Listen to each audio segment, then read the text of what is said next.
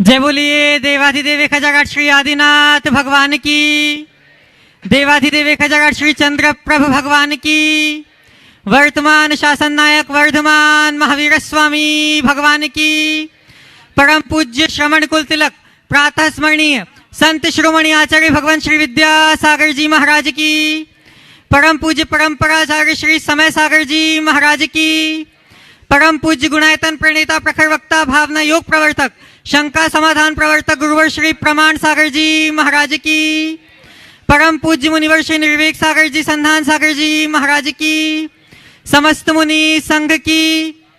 शंका समाधान के आज के इस सत्र में आप सभी का हार्दिक अभिनंदन। इससे पूर्व कि हम आज के इस सत्र को प्रारंभ करें, चलते हैं गुरुदेव के चरणों में और होते हैं नत इस भाव से कि हमारा जीवन भी बन सके समुन्नत।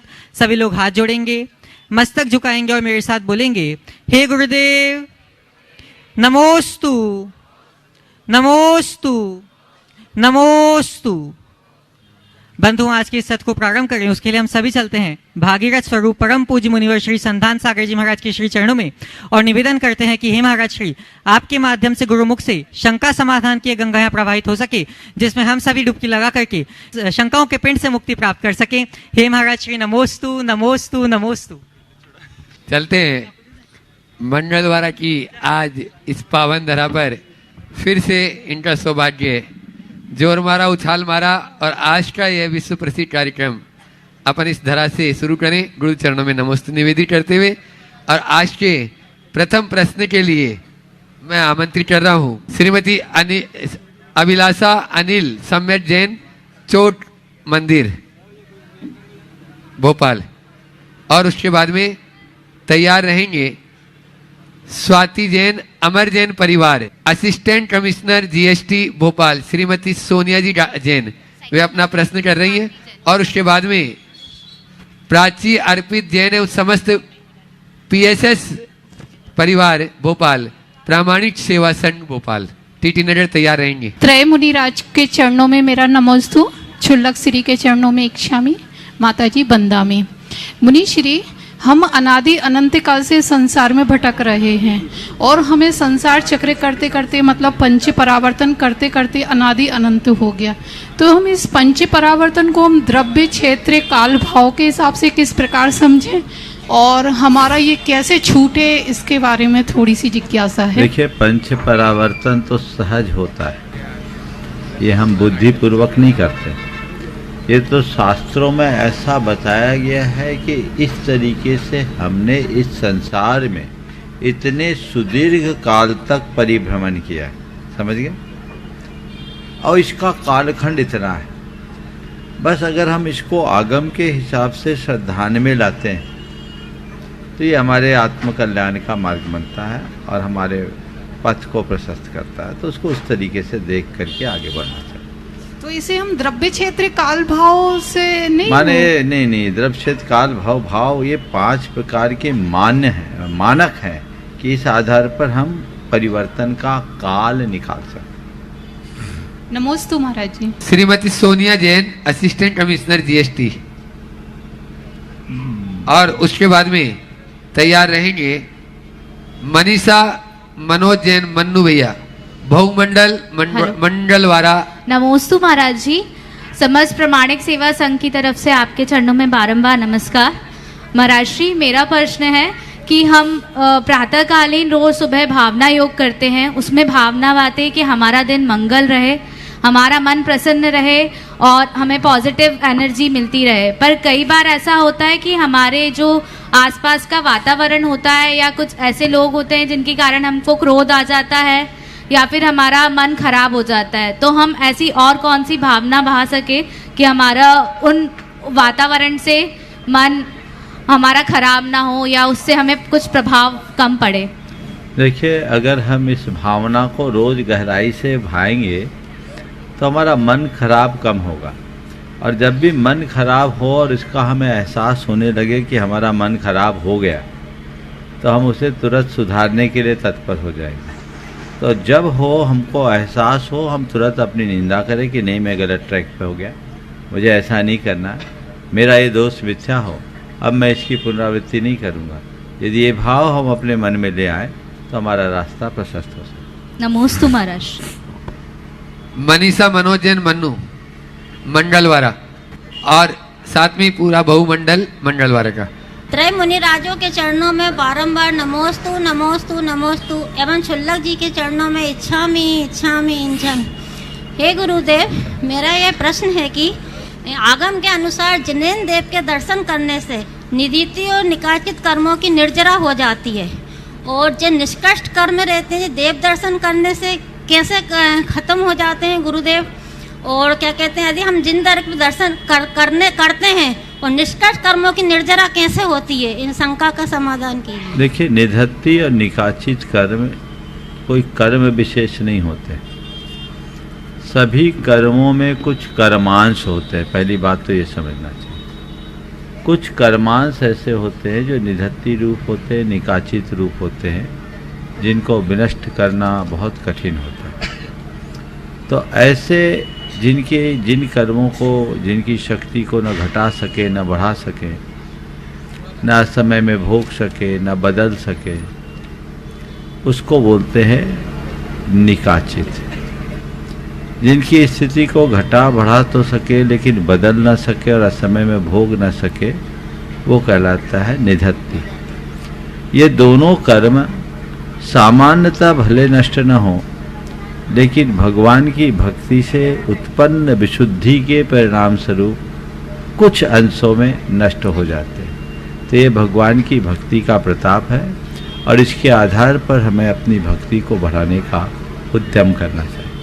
नमोस्तु गुरुदेव। श्रीमती राखी जैन घोड़ा नटकास, वे अपना प्रश्न करें और उसके बाद में तैयार रहेंगे सुनील जी जैन। पब्लिशर्स है घोड़ा नटकास राखी जैन? नहीं है, कोई बात नहीं, पर्ची पहले डाल दी होंगे। सुनील जी जैन यहाँ पर उपस्थित है। उसके बाद में अनिल अभिलाषा। महाराज श्री उस शांतिनाथ जिनालय समिति लालघाटी से आई है। प्रश्न ऐसा कोई नहीं जिसका कोई हल नहीं हो आपके पास, और ऐसी कोई शंका नहीं जिसका समाधान नहीं है आपके पास। गुरुवर, प्रश्न तो कोई एक करता है पर उत्तर हजारों को मिल जाते हैं। मुझे तो ऐसा लगता है कि मना पराह ज्ञान है आपको, हमारी मन की बात समझ जाते हैं। हम निवेदन करने आए महाराज जी शांतिनाथ जिनालय से लालघाटी से। महाराज जी 400 घर की समाज है और आपकी प्रतीक्षा में लगभग 1 महीने से है महाराज। तो हम चाहते हैं महाराज जी आज आपकी ये घोषणा मिलनी चाहिए। एक तो प्रश्न छोटा सा महाराज जी, जाता नहीं कुछ साथ, वो ले जा नहीं सकता कुछ साथ।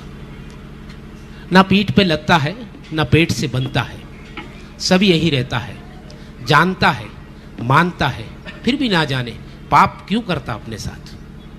बहुत सुंदर।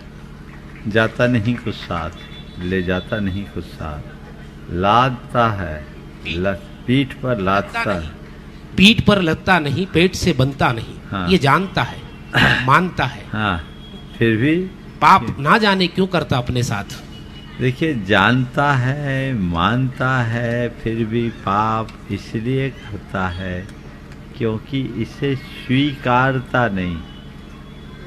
पूरे जीवन हम इसी सच को झुटलाने में लगे रहते हैं। जिस दिन हम इस सच को सच के रूप में स्वीकारना शुरू कर देंगे, हमारे जीवन की काया पलट हो जाएगी। तो हमें उसे स्वीकारने का प्रयत्न करना चाहिए। हम उसे स्वीकारें ताकि जीवन को आगे बढ़ा सकें। महाराज जी और- निर्मल जैन टीआई साहब कुछ निवेदन। हाँ, निवेदन तो सुन लिया, वही बोलेंगे जो जी तुमने बोला। जी जी जी, बस निवेदन वही है, बस चरण पड़ जाए हमारा। हाँ, जी, जी, भावना भाव वहीं से तो जी, शुरुआत हुई इस बार जी, भोपाल जी की। जी बिल्कुल बिल्कुल हुई ना? जी जी भावना भाव जी, पुण्य जी, को गाढ़ा बना। जी जी जी। तो नमस्तु महाराज, नमस्ते। ओ, अनिल अभिलाषा जैन, सम्यक जैन, चोट मंदिर और उसके बाद चंद्र प्रभु महिला मंगलवार तैयार रहे। परम पूज्य प्रातः स्मरणीय गुरुवर श्री प्रमाण सागर जी महाराज के चरणों में, निर्वेक सागर जी महाराज के चरणों में, अनुसंधान सागर जी के चरणों में बारंबार नमोस्तु, क्षुल्लक जी के चरणों में इच्छामी, माता जी के चरणों में इच्छामी। मुनिश्री, आपसे एक बहुत ही साधारण सा प्रश्न है। आज के वर्तमान सामाजिक परिवेश में जो शिक्षा पद्धति है और जो व्यावसायिक प्रतिस्पर्धा है, इसमें हम पालक अपने बच्चों को कभी कभी उचित मार्गदर्शन देने में भी अपने आप को असमर्थ महसूस कर रहे हैं। क्योंकि भागम भाग की ज़िंदगी और इतनी ज़्यादा प्रतिद्वंदिता आ चुकी है हर क्षेत्र में कि बच्चे और हम सभी भ्रमित हो रहे हैं। कृपया उचित मार्गदर्शन करने की कृपा करें। इस विषय में मैं रोज ही मार्गदर्शन देता हूँ। कितना मार्गदर्शन दूँ, काफ़ी चर्चाएं होती। हम आज से 2 दिन पहले भी इस विषय में काफ़ी प्रकाश डाल चुके, इसलिए बार बार कहने की जगह मैं इतना ही कहूँगा, आप अपने बच्चों को पढ़ाओ, लेकिन पढ़ाने के पहले उसके प्रयोजन को सामने रख करके चलो। हमें क्या पढ़ाना, कितना पढ़ाना और किस लिए पढ़ाना, यदि ये बातें सामने रहेगी तो ये दुविधाएं तभी दूर हो पाएगी। नमोस्तु महाराज, नमोस्तु। चंद्रप्रभ महिला मंडल मंडलवारा, और उसके बाद में तैयार रहे नेहा जैन मंडलवारा। नमोस्तु महाराज जी। महाराज जी, वर्तमान परिस्थितियों में परिवार एवं बच्चों के साथ धर्म द्वंद्व चल रहा है। इस धर्म और संस्कारों के द्वंद्व का समाधान कैसे करें? कृपया माता पिता को मार्गदर्शन दें। बच्चों के साथ देखिए, ये बात रोज ही आ रही है महाराज जी। ऐसा मतलब महिलाएं हैं, हम परिवार में रहते हैं, परिवार में बच्चे भी हैं, हम उन्हें उनके और माता पिता के बीच में हमेशा एक द्वंद्व सा मतलब बहस सी रहती है कि माता पिता बच्चों को समझा रहे हैं, बच्चे नहीं मान रहे हैं, और इसका हम समाधान क्या करें कि किस तरह से उन्हें समझाया जाए? बच्चों को माता पिता समझाते हैं, बच्चे नहीं मानते हैं, लेकिन मैं लोगों की ये बात नहीं मानता। क्यों? आप कहते हैं कि बच्चे नहीं मानते, पर मैं आपसे कहता हूँ, आप बच्चों को सही ढंग से समझाते कहाँ? आप बच्चों को धर्म थोपते हो। आप उनको लॉजिकली समझाने की कोशिश करें। अगर आप तार्किक ढंग से और मनोवैज्ञानिक ढंग से बच्चों को बात समझाएंगे, बच्चे सुनिश्चित ग्रहण करेंगे। महाराज जी, बच्चे छोटे होते हैं। कुछ बच्चे का एक स्वभाव होता है कि वो अंदर से सब मानते हैं और माँ बाप को छेड़ने के लिए उनके सामने बहस करते हैं। बहुत सारे केस ऐसे हो। तो मैं ऐसा कहूँगा कि बच्चों को ज़्यादा समझाने की कोशिश भी मत करो। उनको बड़ा मज़ा आता है जब आप लोग बच्चों को धर्म की बातें कहना शुरू करते हैं और वो उल्टे सीधे तर्क देते हैं और आपके पास उसका उत्तर नहीं होता, तो आप उसको नास्तिक कहना शुरू कर देते हो, अधर्मी कहना शुरू कर देते हो, 2-4 टाइटल और उपाधियाँ दे देते हो, तो बच्चे अंदर ही अंदर बहुत खुश होते हैं, उनको मज़ा आता। क्यों? या तो बच्चों को समझाओ मत, और समझाना है तो इस तरीके से समझाओ कि वो आपकी बात को समझ सके, और उसके लिए आपको पहले खुद धर्म समझना होगा। माँ बाप कहते बच्चे नहीं समझते, पर मैं ये पूछना चाहता हूँ, बड़ों में कितनी समझ है? अभी आपसे ही कोई बात पूछ लिया जाए तो शायद आप भी उत्तर नहीं दे पाएंगे। तो हम तो चाहते हैं, इसलिए सभी को स्वाध्याय करना चाहिए, सीखनी चाहिए, और हर बात का लॉजिकल उत्तर होना चाहिए। और आजकल के बच्चे बहुत तेज होते हैं। पुराना जमाना गया जब बच्चों को जो कह दिया वो चुपचाप सुन लिया, है ना, और नहीं सुना तो ठुक पिट भी जाता था, तो वो ठुकाई पिटाई के डर में चुपचाप हो जाता था। अब तो नहीं है ना, अब जमाना गया, अब आपको बच्चों की सुननी पड़ती। तो आप अब बच्चों को वही तरीके से बात समझाइए, उन्हें तार्किक ढंग से अपनी बात कहिए। बच्चे न केवल उसे ग्रहण करेंगे, अपितु उस पर उसका असर भी पड़ेगा। ये प्रयास करें। नमोस्तु महाराज जी, नमोस्तु महाराज जी, नमोस्तु। नेहा जैन मंडलवारा, और उसके बाद में तैयार रहेंगी व्रती महिला मंडल चोट से शशि प्रभा जी जैन। है नेहा जी? हाँ, अपना प्रश्न करें। नमोस्तु महाराज जी, नमोस्तु। मेरा प्रश्न है, भगवान का पवित्र नाम लेने से, भक्ति करने से भाव विशुद्धि बढ़ती है महाराज जी, ऐसा अनुभव में भी आता है। फिर रावण भी भगवान का परम भक्त था, पंडित था और ज्ञानी भी बहुत था, तो फिर रावण के भाव में अशुद्धता कैसे आ गई? देखिए, बहुत अच्छा सवाल आपने किया है कि भगवान का नाम स्मरण करने से भाव विशुद्धि बढ़ती है, भक्ति बढ़ती है। रावण के हृदय में भी भक्ति थी, पर रावण ने गलत कार्य क्यों किया? रावण में विशुद्धि थी, पर उसका उद्देश्य दूसरा था। विशुद्धि का अर्थ क्या है? मन में आनंद की लहर आना। रावण जब भक्ति करता था तो आनंद की लहर आती थी, वो अहोभाव से भर जाता था, लेकिन उसके भक्ति का उद्देश्य भौतिक उपलब्धियां थी, आत्मा की निर्मलता नहीं।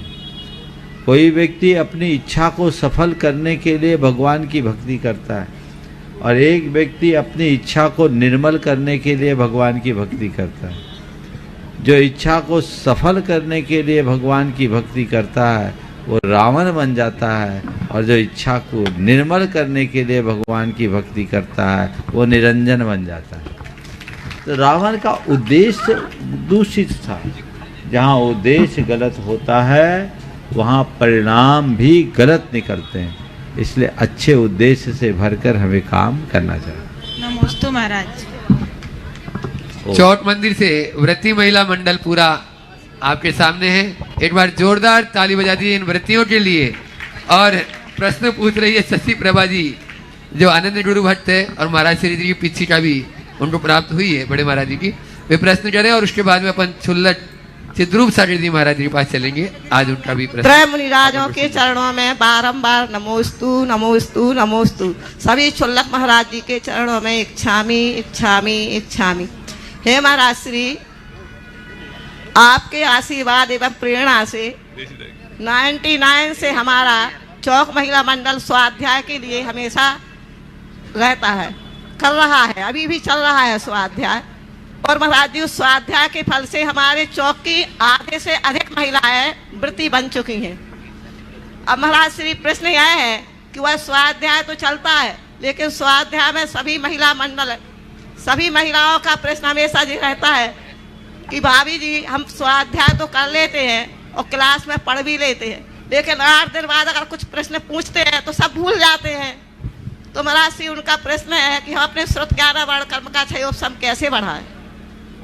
देखो, ये बहुत ही सराहनीय बात है कि आप लोग इतनी समूह में नियमित स्वाध्याय कर रहे हैं और स्वाध्याय करके उसका फल भी प्राप्त कर रहे हैं। ओम ओम। स्वाध्याय करके उसका फल भी प्राप्त कर रहे हैं, ये बहुत अच्छी बात। सबका व्रती बनना बहुत सराहनीय है।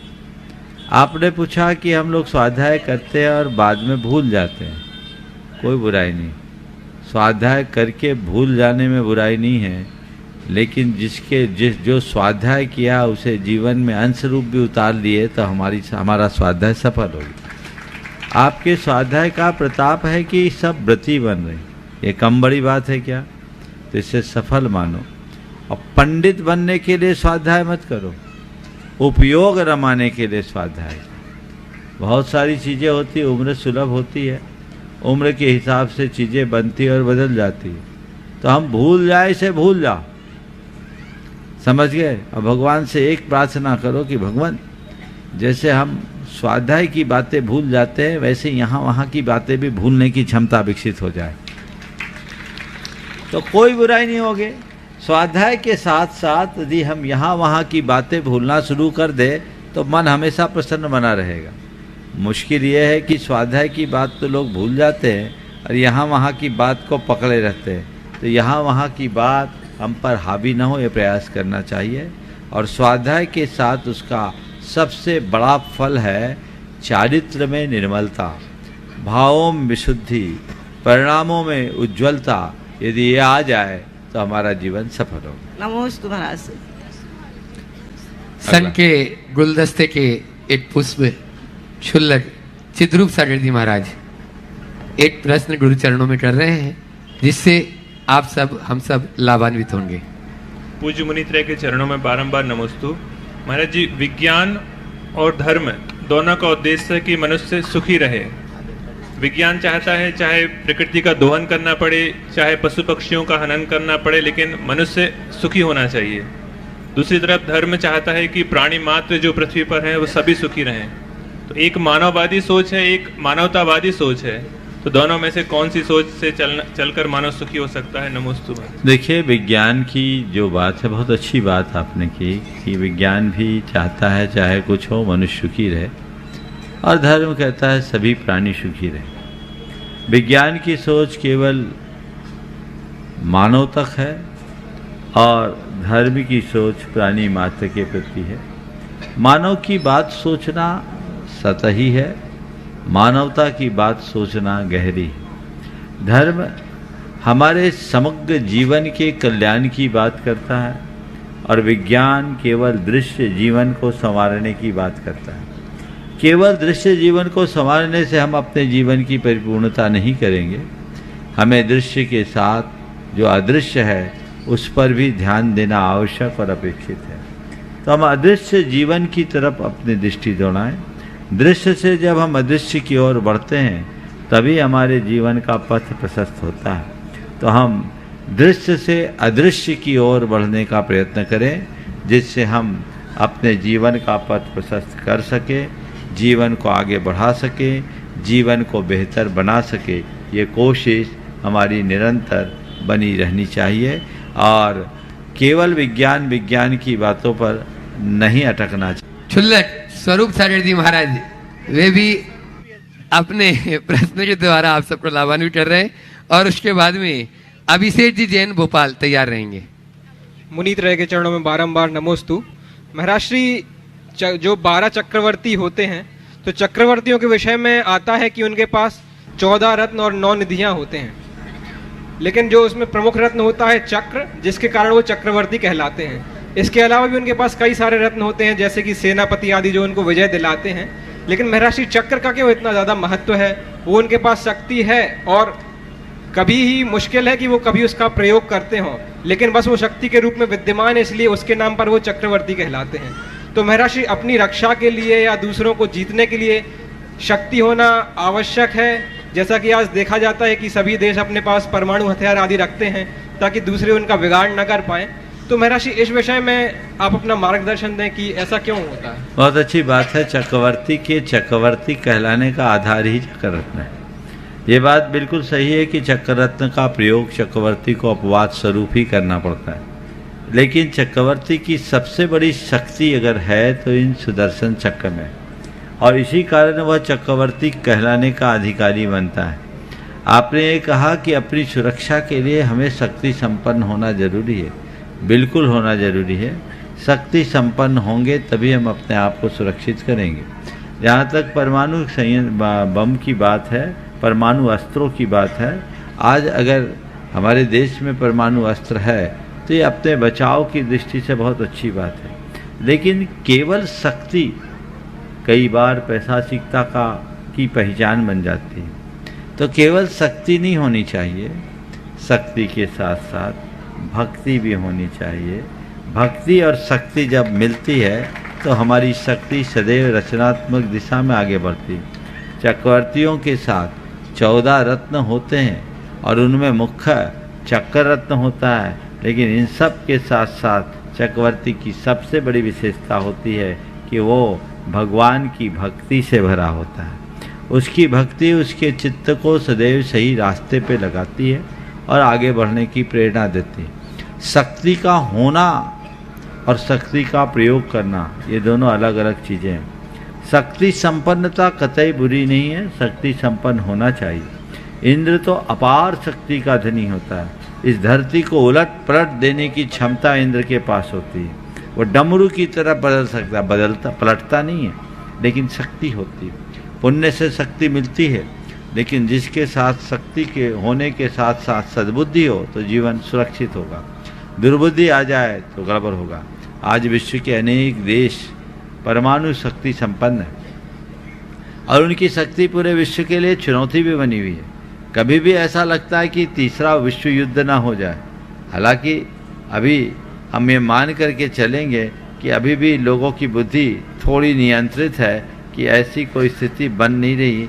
बादल मंडराते जरूर हैं पर छट जाते हैं। तो ये शक्ति के संतुलन बने रहे, लोगों की बुद्धि निर्मल बनी रहे, ये सब प्रयास करना चाहिए। और अगर निरस्त्रीकरण की बात हो, परमाणु अस्त्रों को समाप्त करने की बात हो तो मैं इसका पक्षधर हूँ, लेकिन परमाणु अस्त्र समाप्त हो तो पूरे विश्व से समाप्त होना चाहिए, ताकि कोई किसी पर अपनी आँख न गड़ा सके, ताकि सारे विश्व में शांति और सद्भाव आ सके।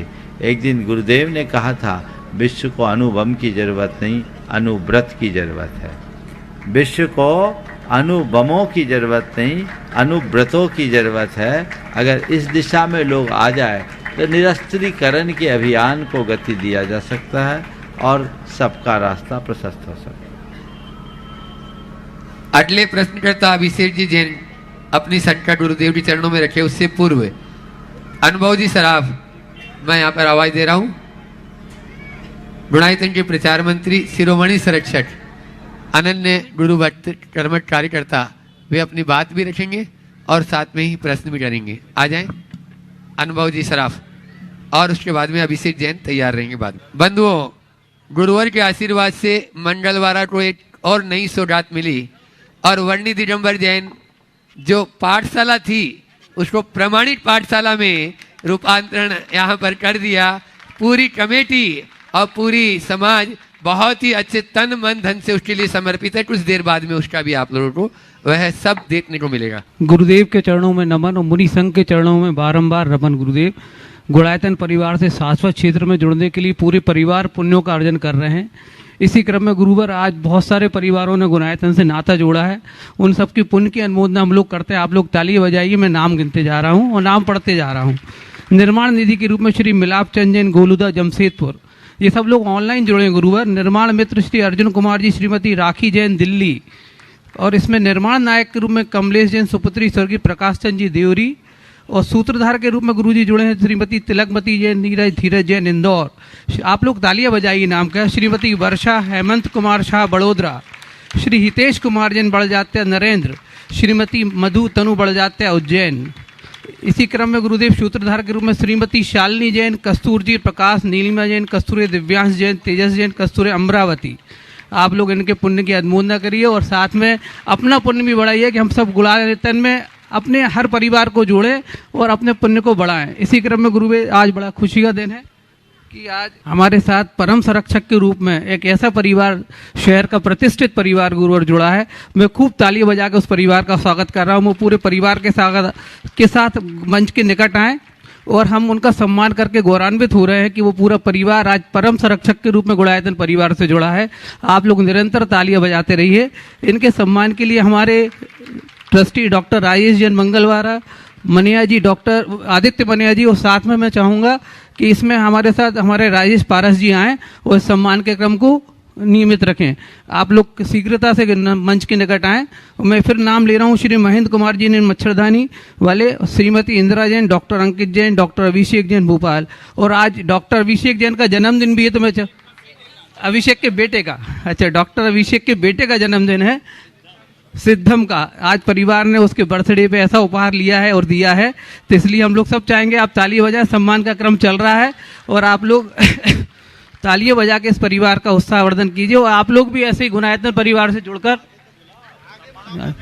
अच्छा, सिद्धम की बहन सिद्धि के भाव बने, वो अपनी गुल्लक भी लेके आई है गुरुदेव, और आज उसने भी ऐसा करा। सम्मान करता थोड़े से कम हो, सम्मान कर, जो सम्मान कराने वाले हैं जगह बना के आप कैमरे की साइड करिए। अपने जिनका नाम लिया सम्मान करता है वही लोग आए, तो इससे कम से कम कोई चीज को हम कर पाए। डॉक्टर साहब आदित्य भी आगे आके सम्मान करे परिवार का। हाँ, एक बार महिला मंडल आप लोग तालियां बजाते रहिए, यह सम्मान का क्रम चल रहा है। महिलाओं का सम्मान आगे आगे करिए। महिला मंडल, महिला उनके परिवार की खड़ी है, आप उनका सम्मान करिए और ये थोड़ी जगह कर लीजिए। आदित्य जी मनिया, डॉक्टर राजेश जी और राजेश पारस ओम, बस 3 मेंबर यहाँ रहे, बाकी लोग बैठ। हमको जिनसे सम्मान करवाना है वही लोग रुकेंगे यहाँ पर, बाकी सब लोग व्यवस्थित होकर बैठ जाएं, जिससे हम सम्मान पूरा कर पाए हमारे परम संरक्षक परिवार का। आपसे निवेदन है कि जिनको बुलाया है वही लोग रहे मंच के नजदीक, और इन पूरे परिवार का हम लोग एक स्मृति चिन्ह देकर, गुणायतन की जो कृति है वो देकर सम्मान कर रहे हैं। आप लोग तालियां बजाइए, पूरे परिवार का अभिनंदन करिए। श्रीमती इंदिरा जैन, डॉक्टर अंकित जैन, डॉक्टर अभिषेक जैन, इनका सम्मान हो रहा है। पूरा महेंद्र कुमार मच्छरदानी परिवार यहाँ पर खड़ा हुआ है। आप लोग तालियां बजाकर स्वागत करिए, इनका अभिनंदन करिए।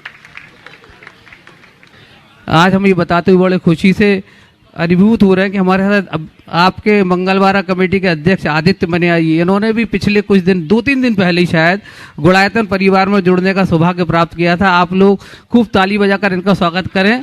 और इनके सम्मान के लिए मैं चाहूँगा मनीष छतपुरिया जी, साथ में अर्पित जैन अमर जी के बेटे, वो भी आए, हमारे ट्रस्टी हैं। साथ में संजीव जैन PS संजीव जैन भी आए, अलंकार परिवार, इनका स्वागत करें। और आप लोग तालियां बजाते रहिए। अगर आदित्य भैया के परिवार से लोग हो तो वो भी मंच पर आ जाए, मंच के निकट आ जाए। शीघ्रता करें, सम्मान के क्रम को हम लोग चालू रखे हुए क्योंकि पीछे आगे कार्यक्रम को भी आगे जाना है, इसलिए आप शीघ्रता करें। आदित्य भैया का आप सम्मान कर रहे हैं। आदित्य भैया ट्रस्टी के रूप में हमारे साथ जुड़े, गुड़ायतन परिवार से पूरा मनिया परिवार ट्रस्टी के रूप में जुड़ा हुआ है। तो आज हमारा मंच इनका सम्मान कर रहा है और ये हमारे परिवार में आ रहे हैं। आप लोग स्वागत वंदन करिए इनका।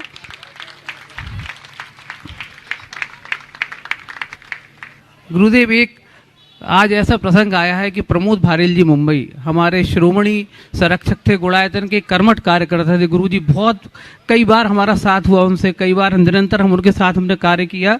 आज वो हमारे बीच सुबह 5:15 पर नहीं रहे। गुरुदेव, मैं चाहूँगा गुरुदेव उस परिवार के लिए, उनके स्वयं के लिए उत्तरजन आपको शब्द बोलें गुरुदेव, जिससे उनके परिवार को और उनके पूरे सभी लोगों को, हम लोगों को कुछ ऐसे शब्द मिले जिससे हमको ऐसा लगे गुरुदेव कि कैसे हो जी। देखिए, आना जाना तो लगा हुआ है। हम लोग तो बचपन से ये कहते आए हैं, राजा राणा छत्रपति हाथिन के असवार, मरना सबको एक दिन अपनी अपनी बात। कब किसकी बारी आ जाए कहा नहीं जा सकता, लेकिन फिर भी किसी का अपने बीच से इस तरह से चला जाना लोगों के लिए कष्टदायी तो होता है। पर हमें ये बात सदैव याद रखना चाहिए, काल बली के आगे किसी का जोर नहीं चलता। काल बली सबसे बली है और हमें नियति की इस परिणति को स्वीकार करना पड़ेगा। जहाँ तक प्रमोद जी भारेल का सवाल है, ये बड़े कर्मठ, क्रियाशील, लगनशील और बहुत अच्छे सोच के धनी थे। गुणायतन के आरंभिक दौर से वे गुणायतन से जुड़े रहे। गुणायतन के निर्माण में उनका और उनके पूरे परिवार का बहुत बड़ा योगदान रहा है। मुझसे व्यक्तिगत रूप से उनका बड़ा प्रगाढ़ जुड़ाव रहा और वे हमेशा धर्म प्रभावना के लिए सचेष्ट रहते थे। अपनी शक्ति, समय और संसाधनों का अधिकतम अच्छे से अच्छा उपयोग करना चाहते थे। विगत कुछ माहों से उनके स्वास्थ्य की अनुकूलता नहीं थी। आज काल ने उनको हमारे बीच से छीन लिया। अब इस पर तो कोई का जोर चलता नहीं, लेकिन मैं यही मानता हूँ, हमें जितनी भी जिंदगी मिली है, यदि हम ढंग से जिए तो मान करके चलना हमारा जीवन सार्थक हो गया। महत्वपूर्ण ये नहीं है कि व्यक्ति कितना जिया, महत्वपूर्ण ये है कि कैसे जिया। मैं मानता हूँ कि उन्होंने एक अच्छी पारी खेली और अच्छी पारी संपन्न करके वो इस दुनिया से गए हैं, तो उनको तो सब याद रखेंगे। गुणायतन के हर सदस्य जो उनसे परिचित है उनको कभी नहीं भूलेंगे। मैं ऐसे समय में प्रमोद जी के लिए तो यही कामना करता हूँ कि वो जहाँ भी रहें, जिन धर्म के अनुयायी बनकर रहें और उनकी आत्मा मोक्ष मार्ग में अनुरक्त रहकर अपना कल्याण कर सके। उनके परिवार और परिवार में खासकर उनकी धर्मपत्नी सुमन जी से और उनकी बेटियों से कहूँगा कि अपने पिताजी के आदर्शों पर चले, विपत्ति की घड़ी में धैर्य रखें। ऐसे निमित्तों को शोक का निमित्त बनाने की जगह वैराग का निमित्त बनाएं। ये हम सबको आगे बढ़ने की प्रेरणा देंगे, शक्ति देंगे। नियति की परिणति को स्वीकारने के अतिरिक्त हमारे पास और कोई रास्ता नहीं है। विपत्ति में धैर्य ही सबसे बड़ा आलम्बन है। धैर्य धारण करते हुए जीवन को आगे बढ़ाएं, जिससे जीवन का पथ प्रशस्त हो सके। अगला जिनका नाम अपन ने पहले संकट के लिए पुकारा था, अभिषेक जैन, वे अपनी संकट गुरु चरणों में रखें। और उसके बाद में हाँ, पूरा आज जो परम संरक्षक के रूप में गुणायतन से जुड़े, यही अभिषेक जैन है। हाँ, इसमें कुछ लिखा नहीं था। आज हैं अभिषेक जैन, उनके पिताजी महेंद्र जी। महाराज जी, मैं क्षमा चाहूंगा कि बेटे की जगह मैं दोनों पूछ लो, जिज्ञासा कर रहा हूँ। दोनों पूछ लो। महाराज जी, मेरी जिज्ञासा ये है कि सिद्धम ने ऐसा कौन सा पुण्य किया है कि उसके जन्मदिन पर कुछ ना कुछ बहुत ही उत्तम और सर्वोत्तम, या मैं कहूँ कि उससे अच्छा कुछ नहीं हो सकता, ऐसा हुआ। आज आपका योग मिला, आपके का आशीर्वाद मिला, पूरा परिवार 3 पीढ़ी धन्य हो गई आज। बहुत सुंदर। देखो, मुझे नहीं मालूम कि उसका क्या योग है, पर दिख रहा आपका काम तो सिद्ध हो गया। किसी किसी जीव के निमित्त से कई तरह के परिणाम होते हैं। हम लोगों के मन में एक भाव रहता है कि ये काम मैंने किया, और प्राय सबके हृदय में एक प्रकार से कर्ता बुद्धि बनी रहती है। अगर लोग थोड़ी सी दृष्टि को बड़ी करके सोचे और अध्ययन करें, तो आप ये पाएंगे कि परिवार का कोई सदस्य आया, उसके बाद से आपके परिवार में कोई परिवर्तन हुआ या नहीं हुआ? बहुत हुआ है महाराज जी। धार्मिक कार्य बहुत हो रहे हैं, खूब हो रहा है। मतलब वो कार्य पहले से सिद्ध करके आए। निमित्त नैमित्तिक संबंध है। मैं अवधान पूर्वक ये बात तो नहीं कह सकता कि ये सब उसके ही कारण से हुआ, लेकिन मैं इस उदाहरण से ये कहूँगा कि घर परिवार में कोई एक करता है तो उसे ये नहीं सोचना चाहिए सब मेरे कारण हो रहा है। उस एक के कार्य में कई निमित्त जुड़ रहे हैं। सामने कोई खड़ा हो पर बैकिंग किसी और की हो सकती है, और किसी के पुण्य की बैकिंग से पूरा परिवार फल फूल जाता है। इसलिए कभी अपने मन में ऐसे थोते अहंकार को नहीं पनपने देना चाहिए, और ये नहीं देखना चाहिए कि खटते हम हैं, श्रेय वो लेता है। ठीक है, हो सकता है कुछ तुम्हारी नियति ऐसी है जिसमें एक्टिंग रोल तुम्हारा हो, लेकिन बैकिंग किसी और की हो। तो ये चीज़ें चलते रहती है, पुण्य पाप का संयोग बनता रहता है। आज आपके पोते के निमित्त से अच्छा हुआ, तो मैं तो ये मानता हूँ कि अगर किसी के घर में किसी के निमित्त से कोई अच्छा प्रसंग आता है, मन में हर्षित होना चाहिए, और मन ही मन उस व्यक्ति को लिए साधुवाद देना चाहिए कि तुम्हारे पुण्य ने हमें नए पुण्य का अवसर प्रदान किया। महाराज जी, आज तो घर में ऐसा लग रहा है कि जैसे बड़ी दिवाली हो। बहुत सुंदर। भगवान तुम्हारे यहाँ हर रोज दिवाली हो। चलो, अभिषेक पूछना है? अभिषेक, हाँ चलो ठीक, बहुत बढ़िया। पहले महाराज जी के पास चलते हैं, और पहले सोना जैन घोड़ा नटरास वहां तक माइक पहुंचे। तब तक के लिए जिसकी अभी आप लोगों के सामने बात की कि यहाँ पर प्रमाणिक पाठशाला के माध्यम से आज जिसकी महती आवश्यकता है संस्कारों की, अभी आपने भी देखा हर कोई एक ही बात पूछता है संस्कार के अंदर में, और वह यह है कि हम अपने बच्चों को कैसे संस्कारित करें। हालांकि थोड़ा लेट हो जाते हैं, क्योंकि गर्भ में आने से पहले ही संस्कार चालू कर दें तो ऐसी नहीं आए, फिर भी जब आ गए हैं तो उनको अपन बहुत अच्छा इंसान और बहुत बढ़िया आदमी बनाएं। इसके लिए प्रमाणिक पाठशाला बहुत बेहतर उपक्रम है, और अभी पूरे देश ही नहीं विदेश में भी वह नई टेक्नोलॉजी के माध्यम से बच्चों के अंदर संस्कार करने की जो एक टकसाल जैसी बन चुकी है। आप लोग सब पर्सनली भी उससे जुड़ सकते हैं। घर बैठे जिनके जो मंदिर जिनका दूर लगता है, होता नहीं, तो वे भी ऑनलाइन पाठशाला से जुड़कर उन बच्चों को पढ़ा सकते हैं। और जो पाठशालाएं जुड़ रही है वो तो बहुत ही धन्य है। तो आज जो पाठशाला का यहाँ शुभारंभ जो कल सुबह प्रातःकाल की बेला में प्रवचन के समय यहाँ पर होना है, उसमें जो कलश की स्थापना है, वो 3 कलश के नाम यहाँ पर मेरे पास आए हैं, प्रथम, द्वितीय और तृतीय। तो प्रथम कलश का सौभाग्य प्राप्त किया, आपकी तालियां जोरदार बजनी चाहिए। श्री ऋषभ जी जैन अंजलि पेठा। यदि बिहार हो जाएगा, सुनो अभी हम कोई घोषणा नहीं कर रहे हैं, यदि बिहार यहाँ से हो जाएगा तो हम सवेरे सवेरे, रात में तो बिहार होगा ही नहीं, ये तो निश्चित ही हो गया है ना। तो सवेरे सवेरे ही कलश स्थापित करके हम खिसक जाएंगे, ठीक है ना। इतना तो हमारे पास में गुरु जी का रहेगा। तो आपने क्या करेंगे, कलश अभी रात में स्थापित नहीं होता, प्रातःकाल होता है। प्रातःकाल शुभ मुहूर्त में अपन कलश स्थापित करके फिर इधर से निकल जाएंगे। तो यहाँ पर प्रथम कलश जिन्होंने प्राप्त किया, श्री ऋषभ जैन अंजलि पेठा, जोरदार ताली बजाएं। और यदि वे यहाँ उपस्थित हो तो आ जाएं, गुरु चरणों में अपना नमोस्तु निवेदित करते हुए आशीर्वाद प्राप्त करें पूरा परिवार।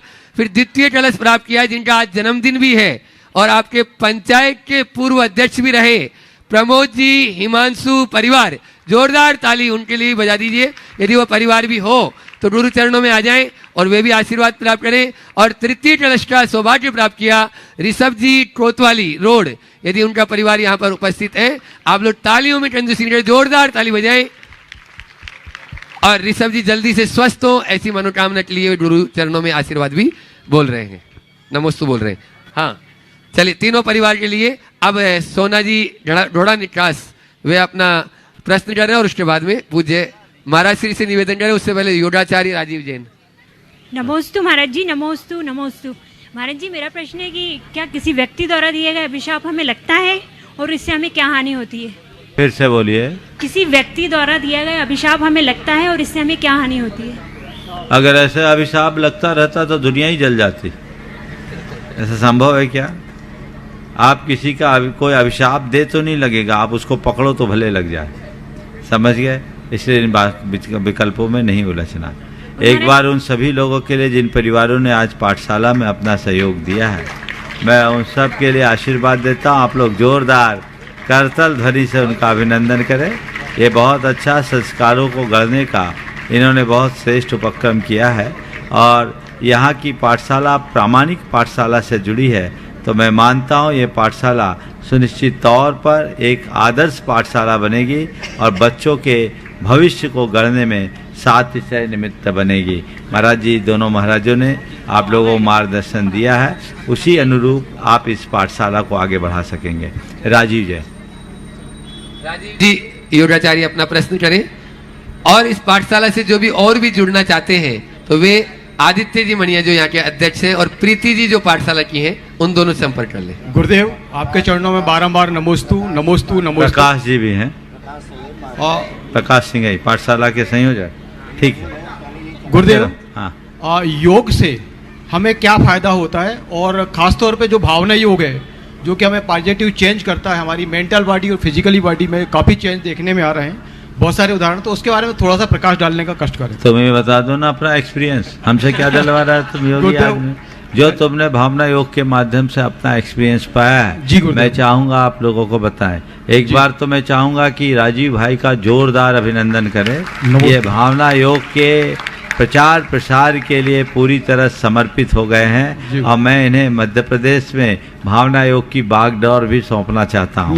ये इस कार्य को आगे बढ़ाए और अच्छे ढंग से काम करें। आप अपना अनुभव बताइए, फिर महाराज श्री का सवाल आएगा। गुरुदेव, पहली बात तो आदित्य मनिया जी यहाँ चाह रहे हैं कि यहाँ कल भावना योग हो जाए, तो मेरा निवेदन है कि प्लीज कल सुबह भावना योग यहाँ पर करवा दीजिए आप, ताकि सभी लोग लाभान्वित हो जाएं। और वास्तव में भावना योग जैसे कि मैंने बताया कि मेंटल बॉडी को पूरी तरह चेंज करता है। हमारे बॉडी में हमारी जो मेंटल पावर में जो डोपामाइन नाम का एक केमिकल होता है, रसायन होता है, उसका स्त्राव होता है। और वो मैंने देखा है कि जहाँ जहाँ मैं भावना योग आपकी रिकॉर्डिंग चलाता हूँ प्रोजेक्टर के माध्यम से, तो वहाँ पर मैंने देखा है कि उन लोगों को एक ऐसा आनंद आता है कि बोले जीवन हमें ये पहले क्यों नहीं मिल गया। अतः मेरा निवेदन है कि आप प्रभु जैसे आपने तो कर दिया है, पर आप इसको कल करा दें तो प्रयोगात्मक रूप से हम सफल हो जाएंगे। और मैं चाहता हूँ कि ताली बजा के मुझे बड़ा प्रांगण गुरुदेव वहाँ तक वो पूरा पीछे खाली हो जाएगा, तो निवेदन है।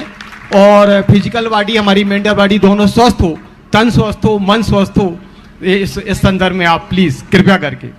नमस्ते महाराज। देखिए, आप लोगों ने भावना योग के लिए निवेदन किया है, मैं भी सोच रहा हूँ भावना योग का एक बृहद कार्यक्रम जी गुरुदेव अगर हमारी अनुकूलता रही तो अगले रविवार को करेंगे। जय हो।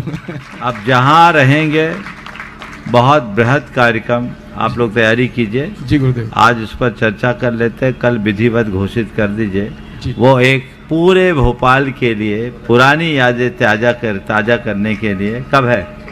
रविवार। हाँ, तो होली के बाद का ही माहौल है। चलिए, अगर ये है स्थान हम बता देंगे, अब उसके लिए कमर कस लीजिए और तैयारी कर लीजिए। वो एक बृहद आयोजन भावनाओं का होगा। जी जी, बोले मुनि प्रमाण सागर महाराज की जय। जब बड़ा करना है तो छोटा क्यों करो? जी गुरुदेव जी, है ना, यहाँ पर छोटा क्यों करना है? एक आराम से बड़ा करेंगे, जहाँ होंगे वहाँ आएंगे। आप लोग आएंगे कि नहीं आएंगे? बोलो। आएंगे, सब आएंगे, जहाँ होंगे वहाँ आएंगे। और पूरी तरह से सब लोग लाभान्वित हो सकेंगे। रोज रोज छोटे छोटे पे करने में समय बढ़ जाता है जी। ट्रेलर तो सब देखे हुए हैं। भोपाल के लिए कोई नया नहीं है। आप लोगों का योग है कि आपको मौका आपकी आशा और अपेक्षा से ज्यादा मिल गया है और मंगलवार और चौक को बांट बांट के खाना है। इस बात को ध्यान में रखना है। अब मंगलवार के साथ चौक की बारी का भी हमें ध्यान रखना है। महाराज जी का सवाल। नमोस्तु महाराज जी, नमोस्तु। चलते हैं महाराज जी चरणों में। और ये बात ध्यान रखना, हम लोग कहीं से निकले, चौक से मंगलवारा, मंगलवारा से चौक, हिसाब बराबर है। आगे समझ में ना, 3 दिन में 2 दिन तो हम चौक गए, तो जब यहाँ से चौक जा सकते हैं तो चौक से मंगलवारा, इसलिए सोचना नहीं है। चलिए पूज्य श्री अपनी संख्या के माध्यम से हम सबको ज्ञान की गंगा में अवगाहन करने का अवसर प्रदान करते। मुनि श्री को नमोस्तु करते हुए, संसार का प्रत्येक प्राणी सुख चाह रहा है और सुख के लिए पुरुषार्थ भी कर रहा है, किंतु सुख मिलता बहुत कम है और दुख बहुत ज़्यादा मिलता है। आचार्य महाराज ने मूक माटी में लिखा है, सुख या दुख के लाभ में भला छुपा रहता है, देखने से दिखता है समता की आँखों से, क्योंकि लाभ शब्द स्वयं पलट करके कह रहा है लाभ भला। सुख में लाभ छुपा है, ये तो सबको बात समझ में आ रही है और सुख मिलते इस जीवन में आनंद की लहर दौड़ती है, किंतु दुख में भी भला छुपा होता है, ये बात को समझ में नहीं आती। और दुख में हम तो विचलित होकर के और उसको जल्दी जल्दी दूर हो जाए ऐसी भावना भाते हैं। फिर आचार्य महाराज का क्या दृष्टिकोण रहा, जो उन्होंने हमें दुख में भी लाभ छुपा है इस बात को समझाने का प्रयास किया। बात सही है। अगर जो केवल लाभ को देखेंगे उनको सुख ही प्रिय लगेगा, लेकिन जो लाभ के साथ भला को देखेंगे उनको दुख भी प्रिय लगेगा। क्योंकि ये जीवन का अनुभूत सत्य है कि हमें दुख में लाभ मिले या न मिले भला होता है। बहुत सारे ऐसे हमारे जीवन के प्रसंग होते हैं जो होते दुखुरपद है पर भला उसमें होता है। उदाहरण के लिए यदि कोई नासूर फोड़ा हो जाए जिसमें पस भर जाए, अब पस को निकालने में पीड़ा होती कि नहीं होती है? कि सुख है कि दुख? दुख है, लेकिन उस दुख में भी भला है कि नहीं? अरे अब दुख मत दो, कौन निकाले इस पस को, तो क्या होगा? पस पॉइजन बन जाएगा, जिंदगी स्वाहा हो जाएगी। बस एक छोटे से उदाहरण से समझा जा सकता है कि दुख में भी भला होता है। इसलिए केवल सुख को मत देखो, केवल लाभ को मत देखो, लाभ से ज्यादा महत्व भला को देखो। हम इसे दूसरे शब्दों में कहते हैं, एक है खुशी, एक है हित। खुशी और एक है हित। हमेशा जब खुशी की बात करते हैं, खुशी अल्पकालिक होती है और मन सदैव खुशी को पसंद करता है। मन उसमें राजी रहता है जिसमें उसको खुशी मिले। तो मन केवल खुशी को देखता है, खुशी की बात करता है, खुशी की तरफ मन का रुझान रहता है। तो मन खुश रहना, खुश जिससे खुशी मिल जाए। आज बच्चों के मन की बात कर लो, बच्चे खुश। अरे महाराज जी तो बड़े प्रैक्टिकल है ना। अब बच्चों को थोड़ा सा उनके भले की बात करो, उनके हित की बात करो तो उनको थोड़ा सा तकलीफ होने लगती। लेकिन ध्यान रखना, खुशी 2 पल की होती है, हित पूरे जीवन का होता है। इसलिए अपना हित करना चाहते हो तो मन को मत देखो, अपनी आत्मा को देखो, अपने जीवन को देखो। तो धर्म से हित होता है, हित साधने का प्रयास करना चाहिए और अपने हित की पूर्ति के लिए थोड़ा कष्ट भी हो तो स्वीकार लेना चाहिए। हित की पूर्ति है, कष्ट सहना पड़ रहा है, पेट में इन्फेक्शन है, डायरिया हो गया है, अब उसके बाद भी रोटी खाओगे तो क्या होगा? भैया ठीक है, पेट खराब है तो कुछ घंटों का उपवास सही। ये दुखदाई है पर इसमें भलाई है, ये सीख लेना चाहिए। तो हमेशा सुख के पीछे भागने वाले लोगों से मैं कहता हूँ, हित को पकड़ो, तब तुम्हारा सुख स्थायी होगा। और हित की उपेक्षा करके केवल सुख के पीछे भागोगे तो तुम्हारा सुख ही दुख का कारण बन जाएगा।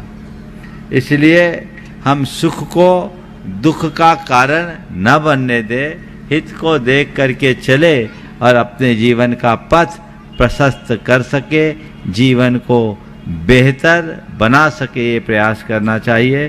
3 दिनों तक मंगलवार का ये बाजार अच्छा जमा रहा। अब थोड़ा सा चौक वाले को भी मौका दे देना चाहिए। यही है, देखो 3 दिन है, वो चौक और मंगलवार अलग अलग नहीं है। तो कल प्रातःकाल यहाँ से कलश आदि स्थापित कराकर कल का प्रवचन, कहाँ है चौक वाले, उपस्थित है ना? हाँ, कहाँ अरविंद, कल का तैयारी है तुम्हारी सुबह की कि सुबह प्रवचन यहाँ करके जाएं? एक रास्ता एक है, सुनो मेरी बात, चरिया हम वहाँ से उठ जाएंगे, बात एक ही है, प्रवचन यहाँ कर दे, टीम टाम अभी कहाँ जमा पाओगे रात में, ये कर लेते हैं। सुनो, हो गया, बात हो गई। अभी रात का समय है, रमजान का समय चल रहा है, शायद प्रैक्टिकल ना हो, तो कल हम यहाँ से प्रवचन समाप्त करके, हाँ, चलिए यहाँ करके चलें।